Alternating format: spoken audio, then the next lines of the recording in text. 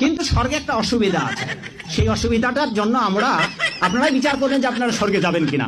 স্বর্গে, সঞ্জয় বাবু, স্বর্গে একটা অসুবিধা আছে। সেটা হচ্ছে কি, যে যেই পরিমাণ আপনার ক্ষুধা লাগবে, স্বর্গের দেবতারা এই পরিমাণ আপনাকে খেতে দেবে না। ওখানে সুন্দর সুন্দর পাকা ফল আছে, কিন্তু গাছের ডাল থেকে ছুটে আপনি খেতে পারবেন না। ক্ষুধার ঠেলায় আপনি জল খেতে যাবেন, ওই সরোবরে, নদীতে যে স্রোতস্বিনী ধারা আছে, ওই জল আপনি হাতে উঠে খেতে পারবেন না। তো ওখানে যারা স্থায়ী দেবতা আছে, ওরা যা খাইতে দেবে আপনার তাই খেতে হবে। ফলে স্বর্গীয় শান্তি নেই। জান্নাতের সবচেয়ে বড় বিষয়টা কি? আল্লাহ পাককে আমরা এই চোখ দিয়ে দেখতে পারবো ইনশাআল্লাহ। জান্নাত মানে কি?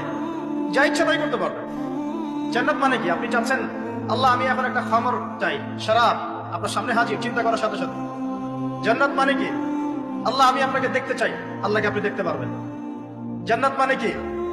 আপনি মধুর নহর, দুধের নহর, পানির নহর, শরাবের নহর।